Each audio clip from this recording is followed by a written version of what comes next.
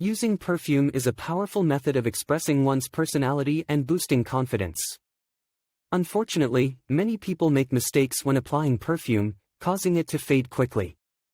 This comprehensive guide discusses the correct application technique, common errors to avoid, and tips for maintaining long-lasting fragrance.